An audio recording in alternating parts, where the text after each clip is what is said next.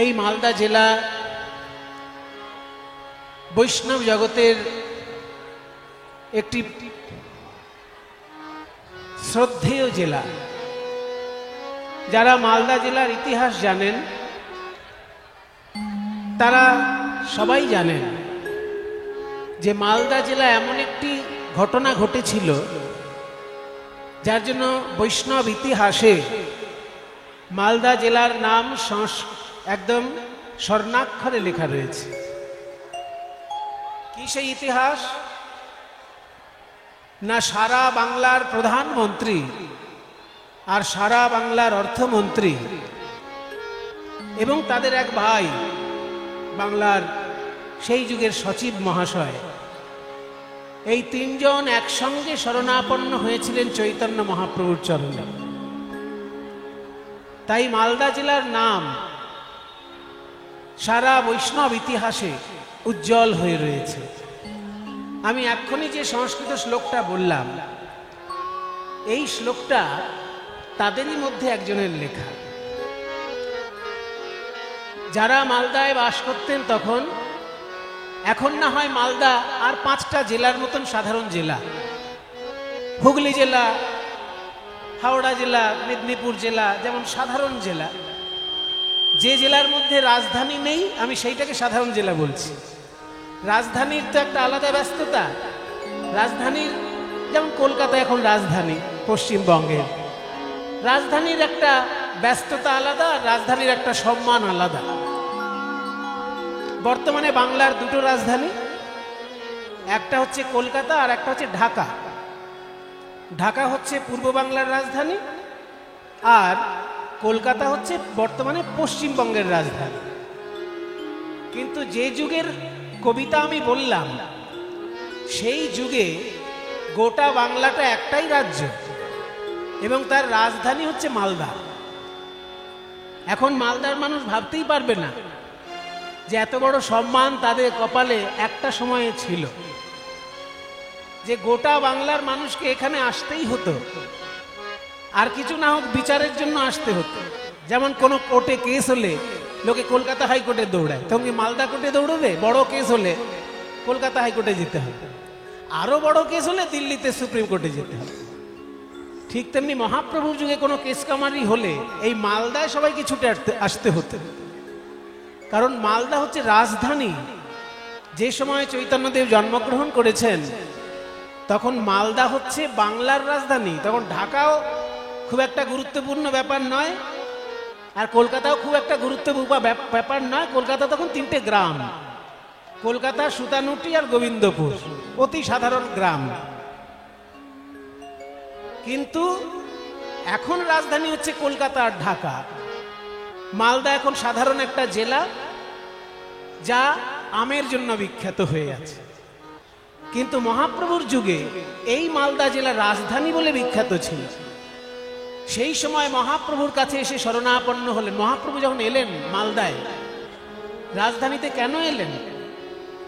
রূপ সনাতনকে কৃপা করবেন বলেই তিনি ছুটে এলেন মালদায়। এবং আশ্চর্য ব্যাপার, এই মালদা থেকে সরাসরি ওনার বৃন্দাবন যাওয়ার ইচ্ছা ছিল, কিন্তু সনাতন গোস্বামীর কথায় তিনি বৃন্দাবনে না গিয়ে আবার উল্টো দিকে উড়িষ্যা হয়ে তবে বৃন্দাবনে গেলেন। তাহলে আপনাদের এই মালদার যিনি তখনকার দিনে সারা বাংলার প্রধানমন্ত্রী সনাতন গোস্বামী, তার কথা শুনে মহাপ্রভু নিজের সিদ্ধান্ত পাল্টে ফেললেন। এটা ভাবা যায়? যাকে আমরা বলছি রাধা গোবিন্দের মিলিত তনু, শ্রীকৃষ্ণ চৈতন্য, যিনি একাধারে রাধা এবং কৃষ্ণ অর্থাৎ স্বয়ং ভগবান, সেই চৈতন্যদেবকে সনাতন বললেন যে আপনার ইচ্ছা যদি এদিক দিয়ে যাওয়া, কিন্তু আপনি এদিক দিয়ে যাবেন না, আপনি ঝাড়খণ্ডের জঙ্গল হয়ে বৃন্দাবনে যান। তাহলে সনাতন গোস্বামীর কথা মতো মহাপ্রভু তার সিদ্ধান্ত বদলে দিলেন। এটা ভাবতে পারা যায় যে একজন অবতার পুরুষ, স্বয়ং ভগবান বলে যাকে হাজার হাজার মানুষ সম্মান করছে, পূজা করছে, সেই চৈতন্যদেব নিজের সিদ্ধান্ত রাখলেন না, সনাতনের সিদ্ধান্ত শুনে তিনি পথ পরিবর্তন করলেন। কেন? সনাতন গোস্বামী খুব সহজ যুক্তি দেখালেন যে যুক্তিটা সনাতন দেখালেন সেটা হলো রাজনৈতিক অস্থিরতা। এখন বাংলা থেকে দিল্লিতে যাবার পথে বিভিন্ন জায়গায় ছোটখাটো যুদ্ধ বিগ্রহ হচ্ছে। এই সময় আপনার এই রাজধানীর রাজপথে না যাওয়াই ভালো। কোথায় কি ঝামেলা হয়ে যাবে, আপনি ভক্তবৃন্দ ছাড়াতে যেতে পারবেন না, শত শত ভক্ত আপনার সঙ্গে যাবে, কিছু একটা সমস্যা হতে পারে, আপনি এদিকে যাবেন না। কিন্তু এটা অতি সাধারণ যুক্তি। এইটা শোনার জন্য কিন্তু মহাপ্রভু যাননি। যে মহাপ্রভু কাজী সাহেবকে ভয় পায়নি নবদ্বীপে, তিনি রাজনৈতিক অস্থিরতার ভয়ে এই রাস্তা ছেড়ে জঙ্গলের রাস্তা হয়ে যাবেন? চৈতন্যদেব কি কাউকে ভয় পেয়েছিলেন তার সময়ে? নবদ্বীপের শাসক কাজী সাহেব বললেন হরি সংকীর্তন বন্ধ। তখন মহাপ্রভু দলবল নিয়ে তাকে বোঝালেন যে আপনি ভুল করছেন। ভারতবর্ষের মুনি ঋষির প্রতিষ্ঠিত যে সনাতন ধর্ম, তার উপর আপনার বিধিনিষেধ দেওয়ার কোনো অধিকার নেই। আপনি যে ধর্ম পালন করছেন সেটা যে ছোট তা বলবো না, কিন্তু সেটা ভারতবর্ষের মুনি ঋষির দ্বারা পরিচালিত নয়, সেটা বাইরের মুনি ঋষির পরিচালিত ধর্ম আপনি পালন করেন। আপনি এখানকার শাসক হয়েছেন মানে আপনি আপনার ধর্মও আমাদের উপর চাপিয়ে দেবেন, আপনার ইচ্ছা মতো আমাদের ধর্ম পালন করতে বলবেন, সেটা সম্ভব নয়। এই বুকের পাটা একমাত্র চৈতন্যদেব দেখিয়েছেন বাংলার বুকে, আর কেউ দেখাতে পারে না। শাসক যেখানে বলছে তোমার হরি কীর্তন করা বন্ধ, কাউকে যদি কীর্তন করতে দেখি তার ধর্মান্তরিত করে দেব, এত বড় কথা বলেছিলেন কাজী সাহেব। চৈতন্য চরিতামৃত, চৈতন্য ভাগবত আপনারা খুলে পড়ে দেখবেন যে মলয়চাঁদ কাজী বলছে যদি কেউ কীর্তন করে নবদ্বীপের বুকে তার আমি ধর্মান্তরিত করে দেব। তাই ভয়েতে পড়ে সবাই কীর্তন বন্ধ করে যেরা দরজা জানলা বন্ধ করে পড়েছিল। মহাপ্রভু দলবল নিয়ে তাকে গিয়ে বুঝালেন যে আপনি কি বলছেন, আপনার কথায় হরি সংকীর্তন বন্ধ করবে বাংলার মানুষ? আপনি শাসক, আপনি একটা ভালো ধর্ম পালন করছেন, তা বলে আপনি সেটা চাপিয়ে দিতে পারেন না আমাদের উপর। এই চাপিয়ে দিতে পারেন না কথাটা বলার মতো সাহস সেই যুগে কারোর ছিল না। চৈতন্যদেব দেখিয়ে দিয়েছেন আন্দোলন কিভাবে করতে হয়। কাজেই যে চৈতন্য মহাপ্রভু কাজী সাহেবকে ভয় পায়নি নবদ্বীপে তার পাড়ায়, আর সেই চৈতন্যদেব রাজনৈতিক অস্থিরতার জন্য মালদা থেকে বৃন্দাবন যাবেন না, এটা কি হতে পারে? আসল ব্যাপার অন্য জায়গায়। সনাতন গোস্বামী মনে মনে ভেবেছিলেন যে চৈতন্যদেব যদি রাজপথে বৃন্দাবনে চলে যান, তাহলে রাজপথের ধারে ধারে যারা বাস করে তারা গৌরাঙ্গ মহাপ্রভুকে কাছে পাবে। কিন্তু জঙ্গলের ওই জঙ্গলি জানোয়ার আর জঙ্গলে যে পিছিয়ে থাকা জনজাতি, সাঁওতাল আদি অন্যান্য জনজাতি, যারা পিছিয়ে পড়া জনজাতি, তারা তো কোনোদিন চৈতন্যদেবকে কাছে পাবে না। তাই সনাতন গোস্বামী মনে মনে ভাবলেন যে মহাপ্রভু যদি জঙ্গলের পথে যান বৃন্দাবন, তাহলে জঙ্গলের যারা জন্তু জানোয়ার তারাও মহাপ্রভুর চরণ লাভ করবে, এবং জঙ্গলে যারা থাকে, যারা পিছিয়ে পড়া জনজাতি, তারাও মহাপ্রভুর চরণ সান্নিধ্য পাবে। এই জনগণের কল্যাণের কথা চিন্তা করে সনাতন গোস্বামী বলেছিলেন যে আপনি এই পথে না গিয়ে জঙ্গলের পথে। কিন্তু মুখে সেটা বলেননি, সেটা মনে রেখে দিয়েছিলেন। মুখে বলেছিলেন যে রাজনৈতিক অস্থিরতা চলছে, বাংলা থেকে দিল্লির পথটা রাজপথ, এখানে যখন তখন যুদ্ধ বিগ্রহ লেগে যেতে পারে, আপনি এই পথে না গিয়ে জঙ্গলের পথে যান। কিন্তু তিনি চেয়েছিলেন যে জঙ্গলের জঙ্গলি জানোয়ার তারা যেন মহাপ্রভুর কৃপা পায়, এবং জঙ্গলবাসী যারা তারা যেন মহাপ্রভুর কৃপা পায়। তাই মহাপ্রভু সনাতনের কথা অনুযায়ী এই মালদা থেকে সরাসরি বৃন্দাবনে না গিয়ে ঝাড়িখণ্ডের পথে জঙ্গলের মধ্যে দিয়ে বৃন্দাবনে গেছে। তাহলে আপনারা কতখানি ধন্য একবার নিজেদেরকে চিন্তা করুন যে সনাতন গোস্বামী পাদ মহাপ্রভুর সিদ্ধান্ত পাল্টে দিতে পারেন, মানে মহাপ্রভুর ইচ্ছাকে পরিবর্তিত করে দিতে পারেন। সেই সনাতন গোস্বামী এই মালদায় রাজার পাশে বসে রাজাকে বুদ্ধি দিতেন। সেই জন্য তো তিনি প্রধানমন্ত্রী, বাংলার প্রধানমন্ত্রী সনাতন গোস্বামী। তিনি যখন মন্ত্রিত্ব ত্যাগ করলেন চৈতন্য মহাপ্রভুর কৃপা পেয়ে, তিনি অনেকগুলি গ্রন্থ লিখেছিলেন। তার মধ্যে একটা গ্রন্থের নাম বৃহৎ ভাগবতামৃত। বইগুলো এখনো আমাদের ভাগ্য ভালো, অনেকগুলোই কিনতে পাওয়া যায়, দু একটা কিনতে পাওয়া যায় না, কিন্তু অনেকগুলোই কিনতে পাওয়া যায় সনাতন গোস্বামীর লেখা বই। সনাতন গোস্বামীর লেখা বইয়ের মধ্যে একটা বই এর নাম হচ্ছে বৃহৎ ভাগবতামৃত। সেই বৃহৎ ভাগবতামৃত গ্রন্থ থেকে আমি এই শ্লোকটা আপনাদেরকে বললাম, এবার ব্যাখ্যা করে দেব। জয়তি জয়তি নামানন্দ রূপং মুরারে বিরমিত নিজ ধর্ম ধ্যানম বুঝাতি যত্নম সকৃদপি পরিগীতা মুক্তিদান প্রাণিনাং পরম অমৃত বেগং জীবনং ভূষণম। জয়তি জয়তি নামানন্দ রূপং মুরারে। সনাতন গোস্বামী বলছেন জয়তি জয়তি নামানন্দ রূপং মুরারে।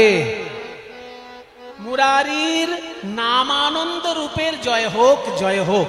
বাংলা করলে দাঁড়াচ্ছে প্রথম লাইনটা, চারটে লাইন আছে এই কবিতায়। প্রথম লাইনটার মানে হচ্ছে মুরারির নামানন্দ রূপের জয় হোক, জয় হোক। দেখুন সংস্কৃত থেকে বাংলা করুন, জয়তি জয়তি মানে জয় হোক, জয় হোক। নামানন্দ রূপং মুরারে। মুরারে মানে মুরারির। মুরারিকে শ্রী বিষ্ণু, নারায়ণ বা কৃষ্ণ, যিনি মূর নামক দৈত্যকে বধ করেছিলেন, সেই নারায়ণকে বলা হয় মুরারি, শ্রীকৃষ্ণকেও বলা হয় মুরারি। তাই বলছে হরিনাম বা কৃষ্ণ নামের নামানন্দ রূপের জয় হোক। ভগবানের তো অনেক রূপ, তার মধ্যে নামানন্দ রূপটাও তার একটা রূপ। মজার ব্যাপার কিন্তু, বেশ রসের আস্বাদন শ্লোকটার মধ্যে। দেখুন বলছে ভগবানের রূপ কত রকমের। বলে ওই যে দেখছো বংশীধারী কৃষ্ণ দাঁড়িয়ে আছেন, এটা ভগবানের একটা রূপ। আবার তীর ধনুক নিয়ে যখন দাঁড়িয়ে আছেন রাম রূপে, সেটাও ভগবানের একটা রূপ। আবার যখন প্রহ্লাদকে রক্ষা করার জন্য, প্রহ্লাদের পিতাকে হত্যা করার জন্য অর্ধেকটা মানুষ অর্ধেকটা সিংহ রূপ ধারণ করেছেন, নরসিংহ রূপ ধরেছেন, ওটাও ভগবানের একটা রূপ। কিন্তু এগুলো ভগবানের মূর্ত রূপ। ভগবানের আবার অমূর্ত রূপও আছে, মানে মূর্তিময় রূপ এগুলো। এই রূপ ছাড়াও ভগবানের মূর্তিহীন রূপও আছে, মানে নিরাকার ভগবান, সেটাও ভগবানের একটা রূপ আছে। তবে সেটা নানা রূপে প্রকাশ পায়। যেমন নামানন্দ রূপ, ভগবানের নাম করে যখন আপনি আনন্দ পান, যে একটা নির্মল আনন্দ পান, ওটা আসলে ভগবানের একটা রূপ। ওটা আপনার হৃদয়ে আবির্ভূত হচ্ছে মাত্র। আপনি হরে কৃষ্ণ কৃষ্ণ কৃষ্ণ হরে হরে, হরে রাম রাম রাম হরে হরে, এটা যখন মন প্রাণ দিয়ে জপ করছেন, কেমন একটা আনন্দ পাচ্ছেন। এই আনন্দটার সঙ্গে আপনি অন্য কোনো আনন্দকে গুলিয়ে ফেলতে পারবেন না। ঠান্ডা, এই গরমকালে ঠান্ডা আইসক্রিম খেলে একটা আনন্দ হয়, এই গরমকালে ঠান্ডা থামস আপ বা স্প্রাইট বা কিছু একটা খেলে আনন্দ হয়, শরবত খেলে আনন্দ হয়, আমরস খেলে আনন্দ হয়। কিন্তু হরে কৃষ্ণ নাম জপের আনন্দের সঙ্গে সেটা মিলবে কি? যতই আপনি আমের রস খান, লেবুর রস খান, আইসক্রিম খান, যাই আনন্দ পান কেন, হরে কৃষ্ণ নাম জপ করে যে আনন্দটা আপনি পাচ্ছেন, ওই আনন্দটার সঙ্গে আপনি কোনো আনন্দকে মিলাতে পারবেন না। কারণ এই হরে কৃষ্ণ নাম জপের যে আনন্দটা, এটা ভগবানেরই একটা রূপ। তাই বলছে ভগবানের এই নামানন্দ রূপের জয় হোক, জয় হোক। আমি তাকে বুকের মধ্যে উপলব্ধি করছি। কৃষ্ণকে আমি গায়ে হাত বুলাতে পারবো না, কারণ অতখানি পুণ্য আমার করা নেই যে শ্রীকৃষ্ণ আমার কাছে আসবেন আর আমি তার গায়ে হাত বুলিয়ে দেব, বা আমি তার চরণ ধুলি নিয়ে মাথায় নেব, হবে না আমার দ্বারা। কিন্তু শ্রীকৃষ্ণ নাম জপ করে যে আনন্দটা পাওয়া, সেটা যদি ভগবানেরই একটা রূপ হয়, সেটা তো আমি উপলব্ধি করতে পারছি। আমার হৃদয়ের মধ্যে যে আনন্দটা হচ্ছে কৃষ্ণ নাম জপ করে, ওটা কৃষ্ণেরই একটা রূপ। সেই রূপটার নাম ভগবানের আনন্দ রূপ, নামানন্দ রূপ। ভগবানের প্রেমানন্দ রূপ আছে, ভগবানের নামানন্দ রূপ আছে। ওই নামানন্দ রূপটার জয় হোক। জয়তি জয়তি নামানন্দ রূপং মুরারে। ভালো কথা, একটা মূল জিনিস বুঝে গেলাম আমরা। যে ভগবানের অনেক রূপ আছে, একটা মূর্তিমান, একটা মূর্তিহীন। মূর্তিমান রূপ যেমন কৃষ্ণ, যেমন রাম, যেমন নরসিংহ। আর মূর্তিহীন রূপ যেমন নামানন্দ, প্রেমানন্দ, এগুলো ভগবানেরই রূপ। তো সেই রূপের আপনি জয়ধ্বনি দুবার দিলেন কেন? একবার বললেই তো মিটে যেত। জয়তি নামানন্দ রূপং মুরারে বললে ঝামেলা মিটে যায় না? এক কথা দুবার কেন বলছেন জয়তি জয়তি? আমরা এখন অনেক ব্যস্ত হয়ে গেছি, আমাদের এক কথা দুবার শোনার মতো সময় নেই। আর আপনিও তো পণ্ডিত মানুষ, আপনার কাছে কি কথা সস্তা যে এক কথা দুবার বলবেন আপনি? সনাতন গোস্বামীর কাছে কথা সস্তা নয়। তিনি বিরাট বড় পণ্ডিত, তিনি বিরাট বড় প্রধানমন্ত্রী, তার সময় নেই বেশি কথা বলার, কিন্তু তবুও তিনি দুবার বললেন জয়তি জয়তি। কেন দুবার? তার ব্যাখ্যা তার টিকাতে নিজেই করেছেন সনাতন। বলছে কেন দুবার বললাম জানো?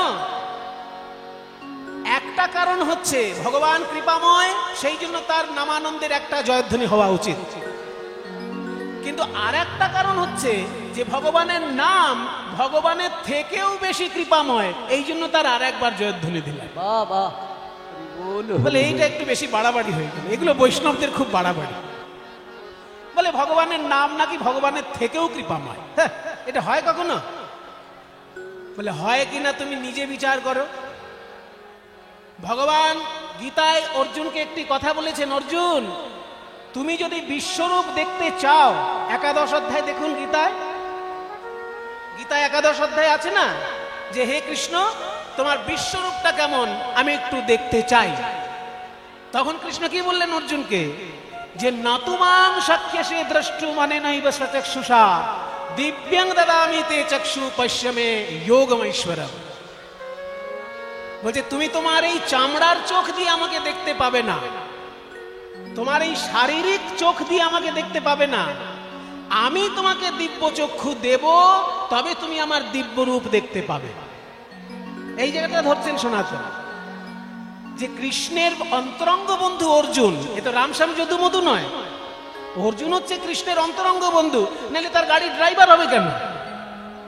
আমার আবার ড্রাইভার, আমার আপনার ড্রাইভার হবে ভগবান, কিন্তু অর্জুনের ড্রাইভার হয়েছে কেন? না, অর্জুন হচ্ছে শ্রীকৃষ্ণের অন্তরঙ্গ বন্ধু। আর সেই অন্তরঙ্গ বন্ধুকেও শ্রীকৃষ্ণ বলছেন তুমি তোমার চোখ দিয়ে আমাকে দেখতে পাবে না, আমি দিব্য চক্ষু দেব, তবে তুমি আমার রূপ দেখো।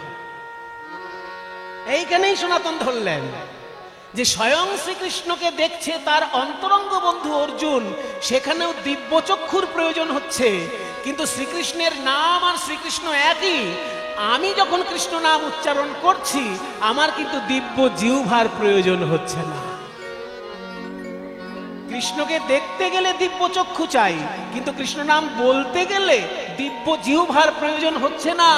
এটাই কৃষ্ণ নামের অতিরিক্ত কৃপা, যে কৃপা কৃষ্ণেরও নেই। এটাই সনাতন গোস্বামী বলছে, যে শ্রীকৃষ্ণের অন্তরঙ্গ বন্ধু অর্জুন, তাকেও বলছে যে তোমার দিব্য চোখ লাভ করো আগে, তবে আমায় দেখো। কিন্তু আমাদেরকে কখনো শ্রীকৃষ্ণ বলেছেন যে আমিও যা, আমার নামও তাই, আমার নাম উচ্চারণ করার জন্য তোমাদের দিব্য জিহ্বা দরকার? যে জিহ্বায় আপনি গালাগালি দিয়ে ফেললেন, কথার ছলে কাউকে গালাগালি দিয়ে দিতেই পারেন, সেই জিহ্বাতেই চেষ্টা করুন কৃষ্ণ নাম উচ্চারণ হয়ে যাচ্ছে। যে জিহ্বায় আপনি অখাদ্য খেয়ে ফেললেন, অখাদ্য খাদ্যের স্বাদ গ্রহণ করলেন যে জিহ্বায়, সেই জিহ্বাতেই চেষ্টা করুন কৃষ্ণ নাম হয়ে যাচ্ছে। তাহলে এত বড় কৃপা স্বয়ং কৃষ্ণেরও আছে কি? তাই সনাতন বললেন যে আমি শ্রীকৃষ্ণের জন্য শ্রীকৃষ্ণের নামকে একবার জয়ধ্বনি দেব, আর শ্রীকৃষ্ণ নামের অতিরিক্ত কৃপার জন্য তার নামকে আর একবার জয়ধ্বনি দেব। জয়তি জয়তি নামানন্দ রূপং মুরারে বিরমিত নিজ ধর্ম ধ্যানং পূজাদি যত্নম শক্তিদপি পরিগীতা মুক্তিদং প্রাণিনং পরমমৃতমেকং জীবনং ভূষণং জয়তি জয়তি নামা জয়তি জয়তি নামা। এতক্ষণ যা বললাম কবিতার 4টে লাইনের মধ্যে প্রথম লাইনটা ব্যাখ্যা করলাম, যে শ্রীকৃষ্ণের নামানন্দ রূপের দুবার জয়ধ্বনি কেন, সেটা ব্যাখ্যা হলো। এইবার বলছে শ্রীকৃষ্ণ নামের মহিমা কি না, বিরমিত নিজ ধর্ম ধ্যান পূজাদি যত্নম। শ্রীকৃষ্ণ নামে যদি কারোর নিষ্ঠা এসে যায়, তাহলে কৃষ্ণের পূজা যদি সে না করে তবু পাপ হবে না, কৃষ্ণের ধ্যান যদি সে না করে তবু পাপ হবে না, কৃষ্ণের তীর্থভূমিতে যদি সে না যায় তবু পাপ হবে না। সনাতন বলছেন, আর উনি বলছেন মানে সব শাস্ত্র ঘেটেই বলছেন। আমরা শ্রীকৃষ্ণের জন্মভূমি মথুরা, সেখানে দর্শন করতে গেলে পুণ্য হয় না? আর বেড়াতে যাব মনে করে, মথুরায় বেড়াতে যাব মনে করে যদি দীঘায় চলে যাই, মথুরায় না গিয়ে যদি দীঘায় যাই, সেটা পাপ হবে না? যে শ্রীকৃষ্ণের জন্মস্থানে বেড়াতে যাব ভাবলাম, না গিয়ে ঘুরিয়ে দিলাম আমার ট্যুর দীঘার দিকে, তাহলে তো আমার পাপ হয়ে গেল। কারণ ভগবানের জন্মস্থান দেখতে যাচ্ছিলাম, চলে গেলাম সমুদ্রে ঢেউ খেতে। সনাতন বলছেন, যদি কারোর হরি কৃষ্ণ নামে নিষ্ঠা থাকে, সে যদি কৃষ্ণের জন্মস্থান দেখতে নাও যায়, তাতে পাপ হবে না। বিরমিত নিজ ধর্ম ধ্যান পূজা আদি যত্নম। কৃষ্ণ বিষয়ক আলাদা ধর্ম যদি সে পালন না করে, পাপ নেই। কৃষ্ণকে নিয়ে যদি সে ধ্যান না করে, পাপ নেই। কৃষ্ণ যদি সে পুজোও না করে, পাপ নেই, যদি নামে তার নিষ্ঠা থাকে। তার সব থেকে বড় উদাহরণ কে না, হরিদাস ঠাকুর, যিনি প্রতিদিন 3 লক্ষ নাম জপ করতেন। মুসলমান পরিবারে জন্মগ্রহণ করা সত্ত্বেও কৃষ্ণ নামে তার এত রুচি যে প্রতিদিন 3 লক্ষ নাম জপ করতেন। আপনারা কোনোদিন শুনেছেন হরিদাস কোথাও কৃষ্ণ পূজা করছে? পুজোর ঘরে 8 ঘন্টা কাটালেন হরিদাস ঠাকুর, কোথাও পেয়েছেন? আমি তো পাইনি। কিংবা হরিদাস ঠাকুর এবার ধ্যানে বসলেন 3 ঘন্টা ধরে, পেয়েছেন কোথাও? নেই। কারণ তার নামে এত রুচি যে তাকে আলাদা করে ধ্যান করতে হয়নি, আলাদা করে পূজা করতে হয়নি, আলাদা করে অন্য কোনো পুণ্য অর্জনই করতে হয়নি। তাই সনাতন বলছেন বিরমিত, মানে বিরাম দিয়ে দিয়েছে, ছুটি। কোথায় না, নিজ ধর্ম ধ্যান পূজা আদি যত্নম। ধর্ম ধ্যান ইত্যাদি পূজা ইত্যাদিতে যে চেষ্টা বা যত্ন, সেটা দরকার নেই যদি কৃষ্ণ নামে তোমার নিষ্ঠা থাকে। এবার তৃতীয় পংক্তিতে বলছেন, সক্রিদপি পরিগীতং মুক্তিদং প্রাণিনাং যৎ। সক্রিদপি মানে একবারও। আমরা বাংলায় বলি না, একবারও যদি তুমি কীর্তন শোনো তোমার পুণ্য হয়ে যাবে, একবারও। সক্রিত মানে একবার, আর সক্রিদপি মানে একবারও। তাহলে সক্রিদপি মানে একবারও, পরিগীতম ঠিকঠাক করে যদি কেউ গাইতে পারে, তাহলে মুক্তিদাম, মুক্তি লাভ হয়ে যায়। প্রাণিনাম যৎ, যে গাইবে তার মুক্তি হবে, এমনকি যারা শুনবে তাদেরও মুক্তি হয়ে যেতে পারে যদি ঠিকঠাক করে কেউ গায়। তাই বলছে সক্রিদপি একবারও, পরিগীতম ঠিক করে গাইতে পারলে, মুক্তিদাং মুক্তি দান করবে, প্রাণিনাং প্রত্যেকটি প্রাণীকে, যৎ যে কৃষ্ণ নাম, যে কৃষ্ণ নামানন্দ। সেটা আমার কাছে কি, অন্য লোকের কাছে সেটা একটা শব্দ মাত্র, আর আমার কাছে সেটা কি, পরমম অমৃতম একম জীবনং ভূষণং মে। পরমম অমৃতমেকং জীবনং ভূষণং মে। জয়তি জয়তি নাম আনন্দ রূপং মুরারে, বিরমিত নিজ ধর্ম পরমম অমৃতম। আদি যত্ন। যারা সাধারণ মানুষ তারা মনে করে যে কৃষ্ণ নাম একটা সাধারণ শব্দ মাত্র। যেমন সুমন একটা সাধারণ শব্দ, তেমনি কৃষ্ণ একটা সাধারণ শব্দ। কৃষ্ণ মানে তো কালো, কৃষ্ণ মানে কি, কালো। কৃষ্ণ গাভী বা কৃষ্ণ কাক, এটা বলে আমরা কি বুঝি, কালো কাক বা কালো গরু। তাহলে কৃষ্ণ শব্দের অর্থ কালো। তাই সাধারণ লোকের কাছে কৃষ্ণ একটা শব্দ মাত্র, যার অর্থ হচ্ছে কালো। কিন্তু সনাতন গোস্বামী বলছেন তোমাদের কাছে হতে পারে কৃষ্ণ একটা সাধারণ শব্দ, কিন্তু আমার কাছে সেটা কি? পরমম অমৃতম। আমার কাছে সেটা পরম অমৃত। পরম অমৃত বলল, শুধু অমৃত বলল না। শুধু অমৃত যেটা সেটা দেবতারা খায়, তার থেকে উঁচু মানের যদি কোনো অমৃত থাকে সেটা আমার কাছে কৃষ্ণ না। সনাতন বলছে দেবতারা যে অমৃত খায়, সেই অমৃত খেলে তারা স্বর্গে বেঁচে থাকে, তাদের পুণ্য ক্ষয় হয়ে গেলে আবার মর্ত্যধামে জন্মগ্রহণ করে। কিন্তু কৃষ্ণ নাম এমন একটা অমৃত আমার কাছে, যে স্বর্গের অমৃতের থেকেও সেটা আমার কাছে অতি মূল্যবান বস্তু। তাই সনাতন বলছেন পরমম অমৃতম একম। একম মানে একমাত্র সেই অমৃত। জীবনং ভূষণং মে, আমার কাছে সেটা জীবন এবং আমার কাছে সেটা ভূষণ। জীবন আর ভূষণ এক জিনিস নয়। জীবন হচ্ছে অক্সিজেন, আর ভূষণ হচ্ছে সোনার আংটি। সোনার আংটি পরলে ভালো দেখায়, কিন্তু না পরলে কেউ মরে যায় না। কিন্তু অক্সিজেন যদি না নেয় কেউ, তাহলে কি হবে? মরে যাবে না? আপনার যদি মনে হয় আজকে আমি সোনার আংটিটা পরবো না, খুলে দিলাম, খুব লাগছে, পরলাম না, কিন্তু আপনি বলতে পারবেন আজকে আমার অক্সিজেন নিতে ইচ্ছে করছে না, আমি একটু বিশ্রাম নেব, আজকে অক্সিজেন নেব না, এটা হবে? কাজেই সোনার আংটি আপনাকে সুন্দর করছে, সেটা অলংকার, কিন্তু সেটা না পড়লেও আপনি বেঁচে থাকবেন। আর অক্সিজেন হচ্ছে আপনার জীবন, না নিলে আপনি বাঁচবেনই না। সনাতন গোস্বামী বলছেন ওই কৃষ্ণ নামই আমার কাছে সোনার আংটিও বটে, আবার অক্সিজেনও বটে। পরমম অমৃতম একম জীবনং ভূষণং। তাই সবাই মিলে একবার সনাতন গোস্বামীর নামে জয়ধ্বনি করুন। বলুন গোস্বামী শ্রী সনাতন গোস্বামী কি জয়, ভক্ত প্রবর শ্রী সনাতন গোস্বামী কি ছয় গোস্বামী কি জয়, আপন আপন গুরু মহারাজ কি জয়। তাহলে আজকে আমরা যে মালদা জেলায় কীর্তনের আস্বাদনের সৌভাগ্য পেয়েছি, সেই মালদা বৈষ্ণব ইতিহাসে যার জন্য বিখ্যাত, সেটা হচ্ছে সনাতন এবং রূপ গোস্বামী। সনাতন গোস্বামীর একটি কবিতা আজকে আমরা মানে শুনলাম, যার অর্থ হলো ভগবান যখন মূর্তিমান, তিনি তো সুন্দর বটেনি, কিন্তু তিনি যখন মূর্তিহীন তখনও তিনি সুন্দর, যদি তিনি নাম রূপে অবস্থান করেন।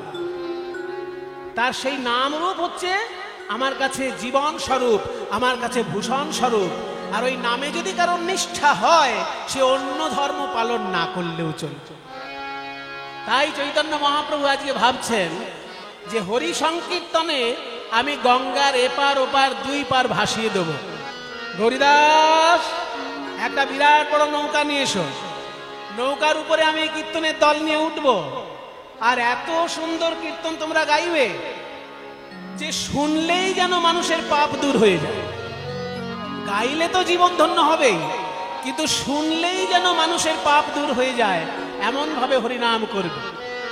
এসো, একটা বিরাট বড় নৌকা নিয়ে এসো, আর একটা ঘোষণা করে দাও, আজকে আমার নৌকায় যারা পার হবে তাদের কাউকে পারের কড়ি দিতে লাগবে না। শুনুন শুনুন, আনন্দ সংবাদ, আনন্দ সংবাদ, আনন্দ সংবাদ। কি আনন্দ সংবাদ? সুসংবাদ, সুসংবাদ, সুসংবাদ।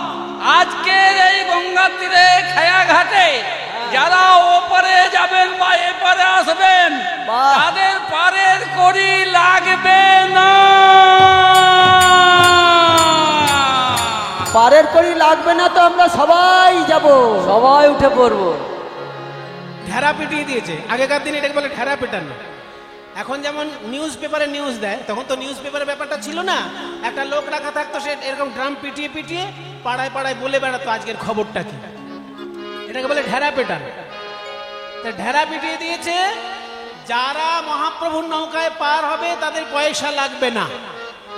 আর বাঙালি মানুষ বিনা পয়সার খবর যদি পায়, দেখবেন সব থেকে বেশি ভিড় ওইখানে হয়। যদি আজকে পশ্চিমবঙ্গ সরকার বলে যে মালদা থেকে যে ট্রেনগুলো কলকাতায় যাবে কাউকে টিকিট কাটতে হবে না, বিনা টিকিটে সবাই কলকাতায় যেতে পারবে, ট্রেনে আপনি আর উঠতে পারবেন? তখন কাজ না থাকলেও লোকে ট্রেনে উঠে বসে থাকবে, যেহেতু পয়সা লাগছে না, যাই একটু কলকাতায় গিয়ে হাওড়ার ব্রিজ দেখে আসে, তাই না? সেই জন্য বিনা পয়সার খবর শুনলে সবাই ছুটে আসে। যেই মহাপ্রভু ঘোষণা করে দিয়েছেন পয়সা লাগবে না, একেবারে কাতারে কাতারে লোক এসে নৌকা ভরিয়ে গেল। কিন্তু আশ্চর্য ব্যাপার, হাজার হাজার মানুষ নৌকায় বসেছে, মহাপ্রভু কারোর দিকে তাকিয়ে গান গাইছেন না, একজন মাত্র ভগবান ভক্তের দিকে তাকিয়ে গান গাইছে। কে সেই ভাগ্যবান ভক্ত?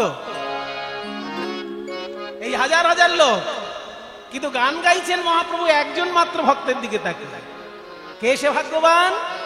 পদকর্তা বলছেন, প্রিয় গদাধর সঙ্গে ওই পুরবর ভোসরঙ্গে, ওই প্রিয় গদাধর সঙ্গে পুরবর ভসরঙ্গে। প্রভু আমার, প্রভু আমার,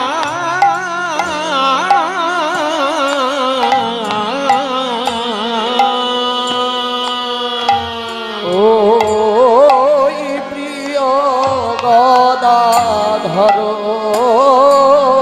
সঙ্গে পুরবর ভসরঙ্গে। আজ নৌকায়ে বসিয়া বসিয়া বসিয়া করে কেলি, নৌকায় বসিয়া বসিয়া করে কেলি, হরি নামের খেলা, হরি নামের খেলা। ভক্ত শোনে শচী দুলালা, খেলে হরি নামের খেলা। ওই ভক্ত শোনে শচী দুলালা, খেলে হরি নামের খেলা। ভক্ত শোনে শচী দুলালা, হরি নামের খেলা। ওই ভক্ত শোনে শচী দুলালা, খেলে হরি হরি নামের খেলা। ভক্ত শোনে শচী দুলালা, খেলে হরি নামের খেলা। ভক্ত শোনে শচী দুলালা। এই হরি নামের খেলাটি কেমন না, হরি বলায় আর বাহু ভক্ত শোনে শচী দুলালা, হরি বলায় আর বাহু তোলা। ভক্ত শোনে শচী দুলালা, হরি বলায় আর বাহু তোলা। ভক্ত শোনে শচী দুলালা, হরি বলায় আর বাহু তোলা। ভক্ত শোনে শচী দুলালা, হরি বলায় আর বাহু তোলা। খেলে হরি নামের খেলা, নৌকায় বসিয়া করে কেলি। আস্তে আস্তে হাজার হাজার মানুষ নৌকায়, বড় নৌকা, ওই টাইটানিকের মতন মনে করুন, ছোটখাটো নয়, টাইটানিক জাহাজের মতন ভাবুন। তাহলে হাজার হাজার মানুষ যদি নৌকায় থাকে আর মহাপ্রভু কারোর দিকে না তাকিয়ে একজনের দিকে তাকিয়ে কীর্তন করেন, বাকি লোকগুলোর ভালো লাগবে? তারা একটু কানাকানি শুরু করে দেবে না? এই এটা কি হচ্ছে রে, আমরা সবাই মহাপ্রভুকে দেখবো বলে এসেছি আর উনি একদিকে তাকিয়ে কি আছে, ওর মুখে মধু আছে না, মুখে মধু, এরকম বলবেন না? কেন একজনের দিকে তাকিয়ে মহাপ্রভু হরিনাম করছেন?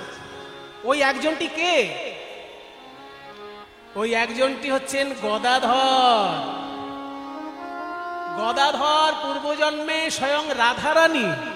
হ্যাঁ, কিন্তু আর একটা নতুন কথা শুনলাম।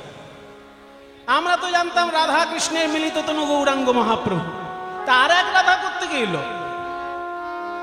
বলে রাধা কৃষ্ণের মিলিত তনু চৈতন্য মহাপ্রভু। একদম ঠিক কথা, কিন্তু সেই রাধা কৃষ্ণের মিলিত তনুটি কেমন দেখতে হবে সেইটা দেখার জন্য রাধারই এক অংশ গদাধর রূপে এসেছেন কলিযুগে।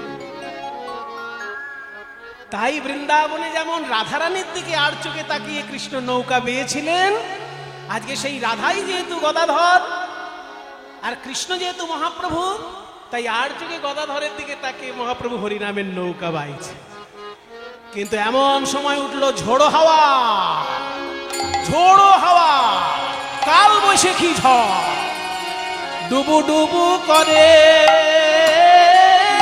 না তার সনে বহায়ে বিষমবাণ।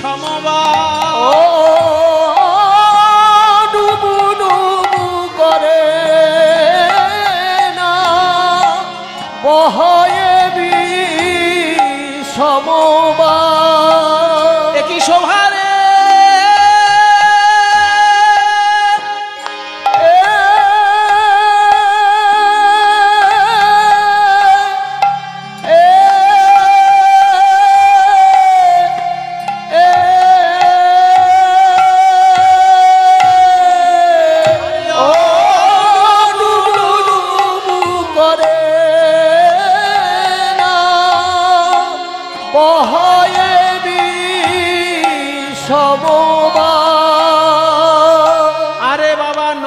ক্ষমতা বলে তো একটা জিনিস আছে। নৌকা যদি 100 লোকের নৌকা হয় আর সেখানে বিনা পয়সার লোভে যদি 200 লোক চেপে পড়ে, নৌকাটার অবস্থা কি হবে? 100 লোকের নৌকা কিন্তু বিনা পয়সায় পার হবে শুনেছে, গাদা গাদা লোক ঠাসাঠাসি করছে, তাহলে নৌকোর কি অবস্থা হবে?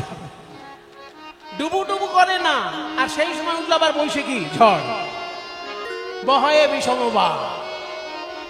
লোকে ভয় পাচ্ছে।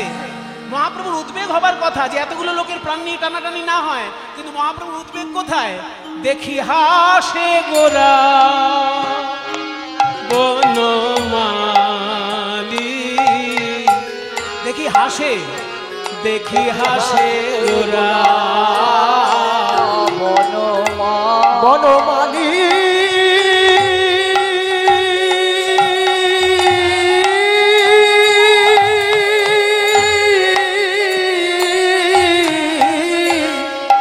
দেখি হাসে গোরা বনমালী। ডুবু ডুবু করে না দেখি হাসে গোরা বনমালী। শোনো বাবা, চৈতন্য মহাপ্রভু হন আর যেই হন সেটা ঠিক, কাজটা কিন্তু ভালো হচ্ছে না। লোকের প্রাণ নিয়ে টানাটানি আর উনি হাসাহাসি করছেন, এটা কি মানাচ্ছে? পণ্ডিত মানুষকে মানাচ্ছে? চৈতন্যদেব অবতার সেটা পরের কথা, আগে তো উনি পণ্ডিত মানুষ। নবদ্বীপের সেরা পণ্ডিত নিমাই, সে যখন দেখছে লোকগুলোর প্রাণ সংশয় তখন হাসতে শুরু করেছে। এটা কি ভালো পণ্ডিতের লক্ষণ? কেন হাসিছে গোরারা, হাসিছে গোরারা, বলি সাধের তরি ডুবে যায়, হাসিছে গোরারা, ওই সাধের তরি ডুবে যায়। গোরার ভাবের গতি বোঝা না যায়, সাধের তরি ডুবে যায়, ভাবের গতি বোঝা না যায়। সাধের তরি ডুবে গোরার ভাবের গতি বোঝা না যায়। আস্তে আস্তে সবার প্রাণ নিয়ে টানাটানি, নৌকা ডুবু ডুবু, আর মহাপ্রভু তার মধ্যে হাসছেন। এই কথা, এই দৃশ্য দেখে সবাই স্তম্ভিত, কিন্তু মুখের উপর কিছু বলতে পারছে না, মুখের উপর কিছু বলতে পারছে না। কারণ মহাপ্রভুর মুখ দিয়ে কথাটা বলবে কে? ওই যে বলে না, বেড়ালের গলায় ঘন্টাটা বাঁধবে কে? কথা বলার মতো একজন কিন্তু আছেন, যিনি মহাপ্রভুর থেকে শুধু বয়সে বড় তা নয়, মহাপ্রভু তাকে দাদা বলে সম্মান করেছেন। কে সে? পরম দয়াল নিতাই চাঁদ। মহাপ্রভু দাদা হতে পারে, কিন্তু লোকে তাকে পাগলা নিতাই বলে ডাকে। এবার পাগলের তো সব জায়গায় ছাড়পত্র আছে। তাই নিত্যানন্দ ধমক দিলেন নিমাইকে, এই নিমাই, দাদা এ কি হচ্ছে তোমার? কি হচ্ছে দাদা? তুমি বিনা পয়সার লোক দেখি এতগুলো লোককে নৌকায় তুলেছো পার করে দেবে বলে। হঠাৎ ঝোড়ো হাওয়া উঠেছে, নৌকা ডুবু ডুবু, প্রাণ যায় অবস্থা, আর তুমি হি হি করে হাসছো। আমাকে লোকে পাগল বলে আর তোমাকে লোকে পণ্ডিত বলে। এই পণ্ডিতের ছিরি। গৌর সুন্দর বলে, দাদা গো, আমি যে কেন হাসছি আর কেউ না বুঝুক, তোমার বোঝাই উচিত। দাদা তোমার বোঝাই উচিত। কেন? আমি অত পণ্ডিত লোক নই, অত কথা ঘুরিয়ে পেঁচিয়ে বুঝি না। সোজা করে বলো কেন হাসছো? আমি কেন হাসছি জানো? এই যে বিনা পয়সার লোভে যারা নৌকায় উঠেছে, আজকে নৌকা ডুবে যাবে ভেবে তারা হাত তুলে হরি বল বলছে। কিন্তু আমি নিজে একদিন এদের বাড়িতে বাড়িতে গিয়েছি, সকলকে করজোড়ে বলেছি, ওরে কলিজীব, দুর্লভ মনুষ্য জন্ম পেয়েছে যখন, বদন ভরে একবার হরি বল, ভরে একবার হরি বল।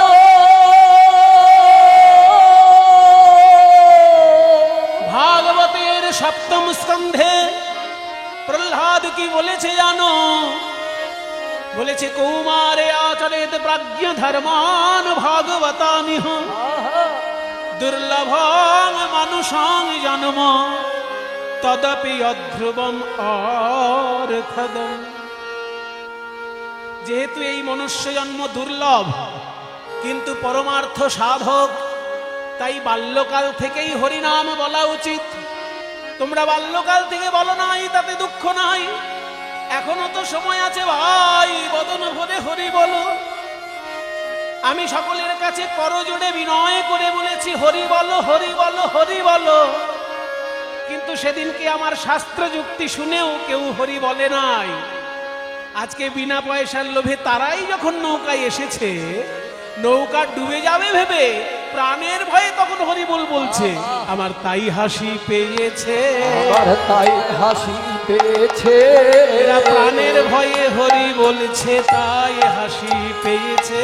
এরা প্রাণের ভয়ে হরি বলিছে, তাই হাসি পেয়েছে। এরা প্রাণের ভয়ে হরি বলেছে। যেদিন পায়ে ধরেছি কেউ বলে নাই, প্রাণের ভয়ে হরি বলিছে। পায়ে ধরেছি কেউ বলে না, ভয়ে হরি বলিছে। পায়ে ধরেছি কেউ বলে না, ভয়ে হরি বলিছে। পায়ে ধরেছি কেউ বলে না, ভয়ে হরি বলিছে। পায়ে ধরেছি কেউ বলে না, ভয়ে হরি বলিছে। তাই হাসি পেয়েছে, দেখি হাসে গোরা বনমালী।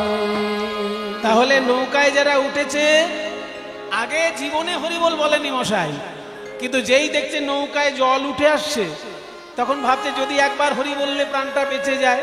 হরি বাবা, হরি বাবা, হরি বাবা, হরি বল, হরি বল, হরি বল, হরি বল। প্রাণের ভয়ে হরি বল বলছে।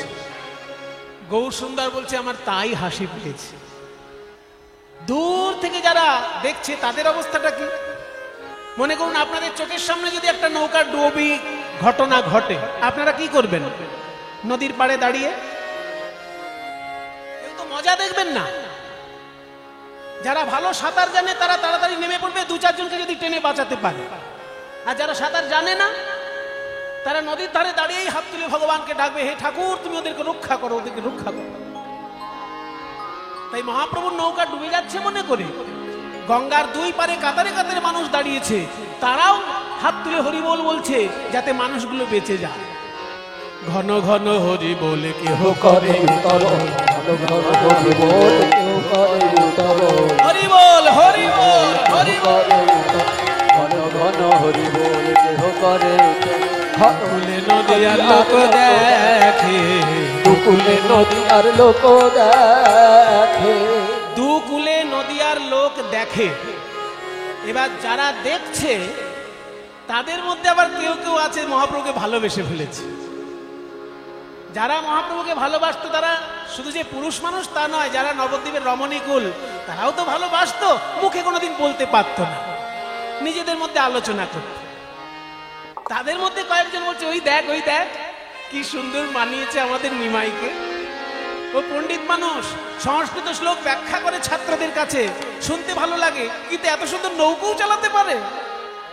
ভুবন মোহন নাইয়া দেখিয়া বিবশ ওই হইয়া ভুবন মোহন নাইয়া দেখিয়া বিবশ হইয়া যুবতী ভুলিল লাখে লাখে যুবতী ভুলিল লাখে লাখে গৌরাঙ্গ সুন্দরের এই হরিনামের নৌকায় জগৎ উদ্ধারণ লীলা দেখে সুরধুনির দুই তীর আলো করে যত নদিয়া কুলকামিনী তারা নিজেদের মধ্যে বলা বলি করছে, ওরে সজনী আমরা এমন নাবিক দেখি নাই, আমরা এমন নাবিক দেখি নাই, জনমিয়ে নবদ্বীপে এমন নাবিক দেখি না, ওই জনমিয়ে নবদ্বীপে এমন নাবিক দেখি এমন নাই। নাবিক আছে বলেও শুনি নাই, এমন নাবিক দেখি এমন না, নাবিক আছে বলে শুনি নাই, এমন নাবিক দেখি নাই, এমন নাবিক আছে বলেও শুনি নাই, যার নাম নিলেই পার এমন নাবিক হয়, আছে বলেও শুনি নাই, নাম নিলে পার এমন হয়, নাবিক আছে বলেও শুনি নাই, যার নাম নিলে এমন পার হয়, নাবিক আছে বলেও শুনি নাই, যার নাম নিলে পার এমন নাবিক আছে বলেও শুনি নাই, যার নাম এমন নিলে নাবিক পার দেখি নাই। হয়। যুবতী ভুলিল লাখে লাখে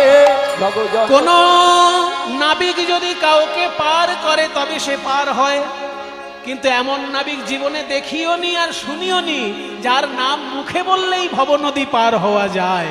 এ তো আশ্চর্য নাবিক রে বাবা, নাবিকের নাম মুখে বললেই ভবনদী পার।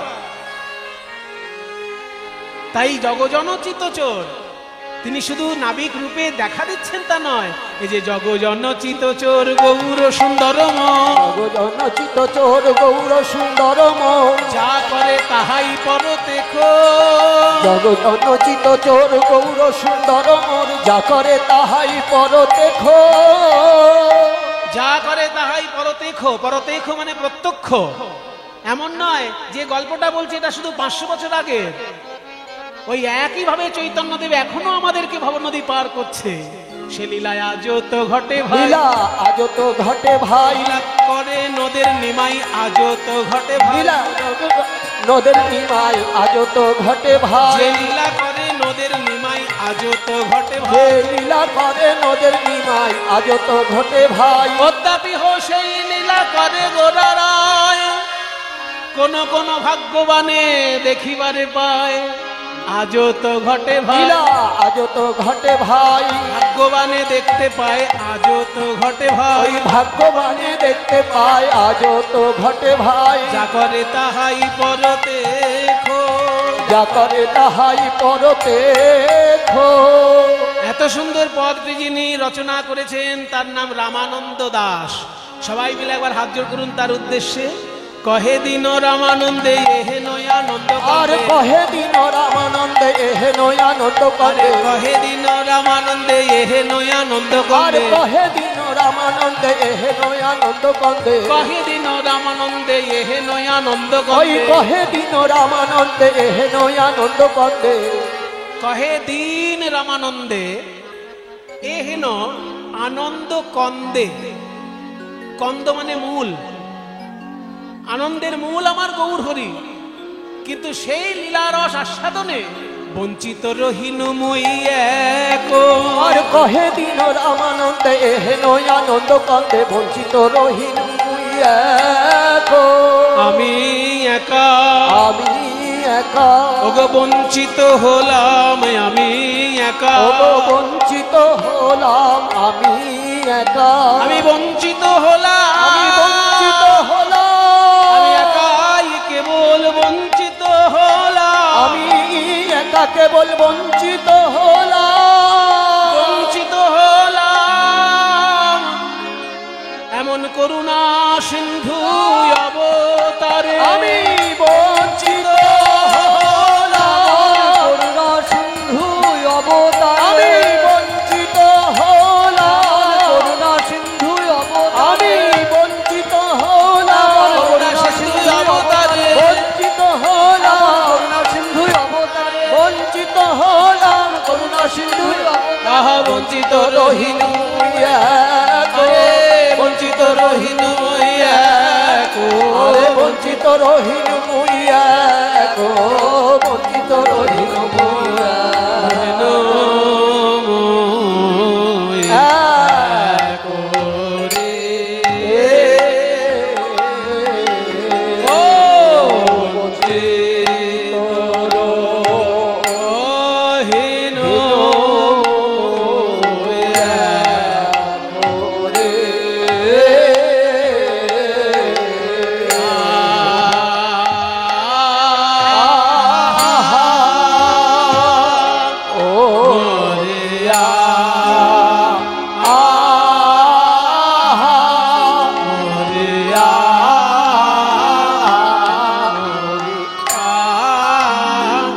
রহিল মোয়া রে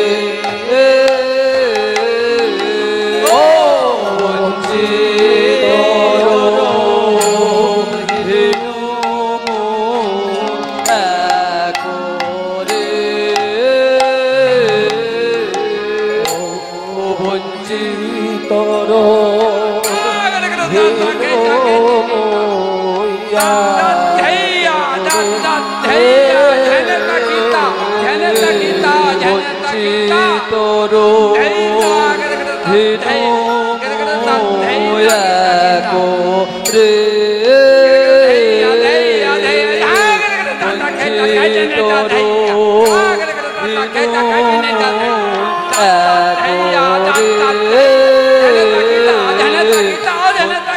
তরো ভিনু মোয়া করে ও বঞ্চিত হিনু করে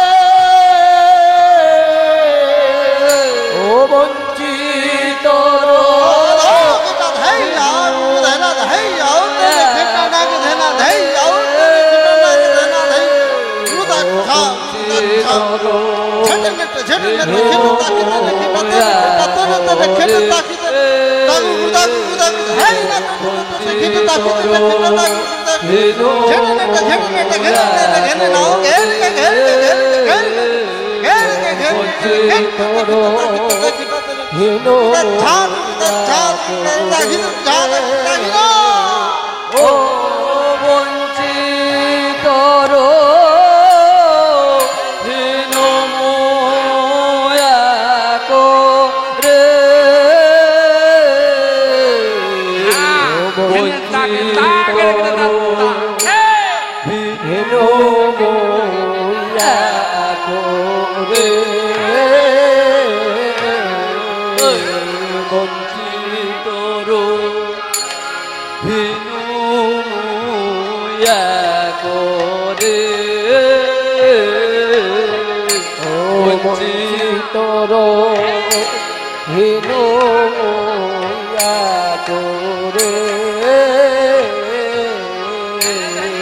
বঞ্চিত হিনু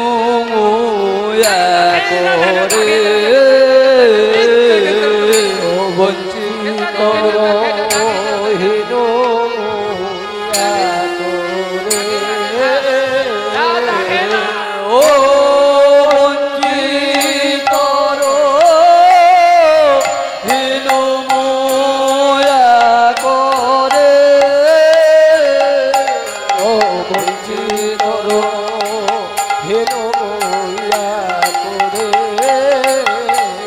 বঞ্চিত হিনু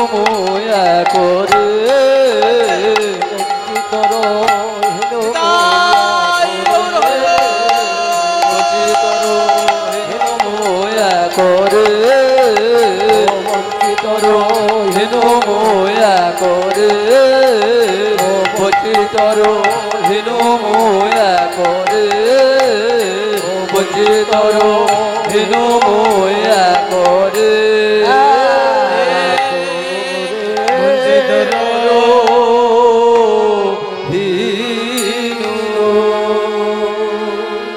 তাহলে আমরা মহাপ্রভু কিভাবে নৌকায় আমাদের মতো হতভাগ্য জীবকে উদ্ধার করলেন আমরা দেখলাম। এইবার চলুন বৃন্দাবনে গিয়ে দেখব প্রাণ গোবিন্দ কেমন করে নৌকার উপর ব্রজগোপীদেরকে পার করলেন। রে मना अब तक हम देख रहे थे चैतन्य महाप्रभु की लीला। उठो भैया, इधर आओ। ओ भैया, अब तक हम देख रहे थे महाप्रभु की लीला, कैसे नाव पे भक्तन को पार करने लगे। अब हम देखेंगे वृंदावन में, जमुना में, कैसे भगवान श्याम सुंदर एक नाव पे गोपियन को पार करते हैं। चलो मन गंगा यमुना तीर चलो यमुना तीर चलो मन गंगा यमुना तीर चलो मन गंगा यमुना तीर चलो मन यमुना तीर यमुना तीर गंगा यमुना निर्मल पानी गंगा यमुना निर्मल पानी निर्मल पानी निर्मल पानी निर्मल पानी में नहाने से क्या होता? यमुना के निर्मल पानी में नहाने से शीतल होता शरीर चलो गंगा यमुना तीर चलो मन गंगा यमुना तीर चलो मन गंगा यमुना तीर यमुना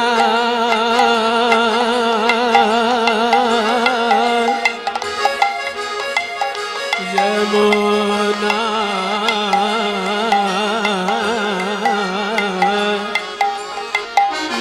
यमुना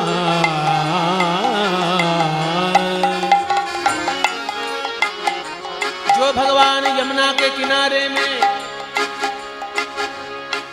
खड़े हैं उनको देखने में कैसे हैं? वे देखने में कैसे हैं? मोर मुकुट पीतांबर शोहे मौन मुकुट पीतांबर शोभे मौन मुकुट पीतांबर शोभे मौन मुकुट पीतांबर शोभे मयूर मुकुट पीतांबर शोभे पीतांबर शोहे पीतांबर शोभे कुंडल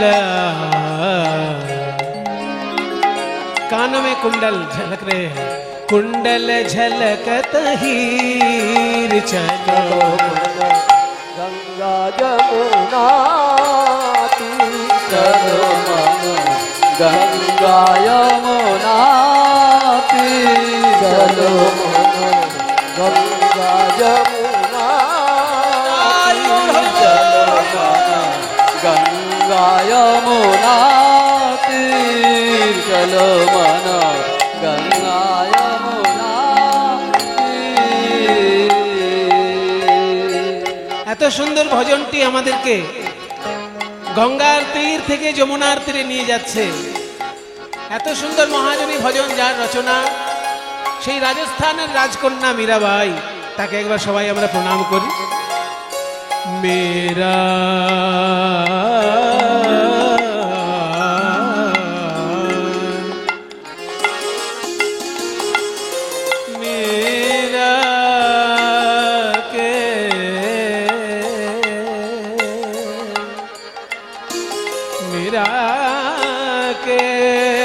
प्रभु गिरधर मीरा के प्रभु गिरधर नागर मीरा के प्रभु गिरधर गिरिधर नागर गिरधर नागर गिरधर नागर गिरधर नागर गिरधर नागर अरे मीरा के